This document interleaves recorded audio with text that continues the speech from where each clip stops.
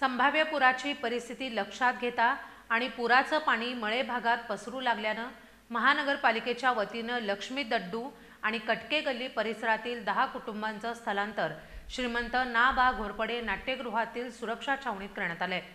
त्याचबरोबर 47 पशुधनांचं स्थलांतर करण्यात येऊन पूरग्रस्त नागरिक आणि जनावरांसाठी आवश्यक त्या उपाययोजना केल्या जात असल्याची माहिती महानगरपालिका आयुक्त तथा प्रशासक पल्लवी पाटील यांनी दिली आहे। धरण पाणलोट क्षेत्रातील पाऊस आणि धरणातून पाण्याचा विसर्ग सुरू असल्यामुळे शहरात पंचगंगा नदीच्या पाणी पातळीत वाढ होऊन ती इशारा पातळीपर्यंत पोहोचली आहे। यशोदा पुलाची बांधणी आणि महानगरपालिकेच्या वतीनं यशोदा पूल परिसरात स्वच्छता मोहीम राबवल्यानं पाणीही वेगानं पुढे सरकतंय। खबरदारीचा उपाय म्हणून महानगरपालिकेची आपत्कालीन यंत्रणाही सज्ज आहे। मात्र पाणी पसरून ते पूरग्रस्त भागातील मळे भागापर्यंत आले। त्यामुळे लक्ष्मी दड्डू आणि कटके गल्ली परिसरातील 10 कुटुंबांचं छावणीमध्ये स्थलांतर करण्यात आलंय। यापैकी 7 कुटुंबे नातेवाईकांकडे गेली असून 3 कुटुंबे नाट्यगृहातील छावणीत आहेत। त्याचबरोबर 47 जनावरांचंही स्थलांतर करण्यात आलंय।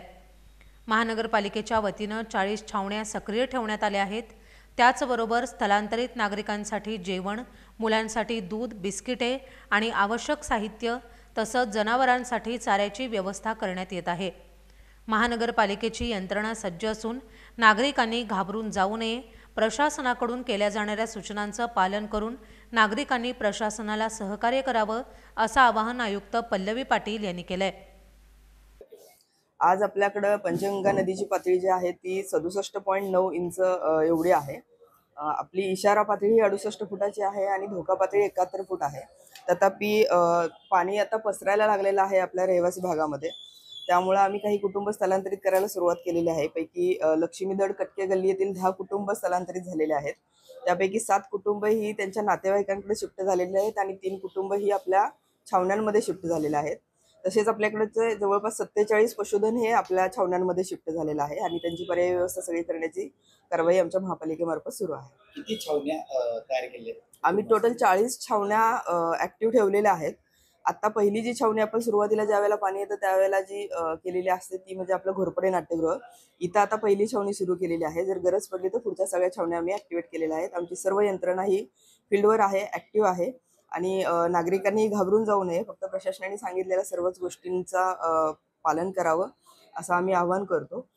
प्रशासन हे तुमच्या सोबतच आहे आणि आम्ही सर्व यंत्रणा सजग ठेवलेलीच आहे।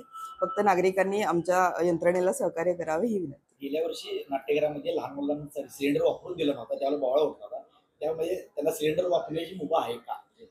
अजून तरी आम्ही सिलेंडर वापरण्यासाठी मुभा देत नाहीये। मात्र त्यांच्या जेवणाची अगदी दूध, चहा वेळेवर देण्याची व्यवस्था आम्ही करत आहोत। कारण लहान मुलांना ज्या गोष्टी लागतात दूध, बिस्किट्स वगैरे अशा व्यवस्था आम्ही केलेल्या आहेत। त्याच्यामुळे त्यांना सिलेंडर वापरण्यासाठी सध्या तरी आम्ही मुभा देत नाही आहोत। जर गरज वाटली तर आपण याबाबतीत नंतर निर्णय घेऊ।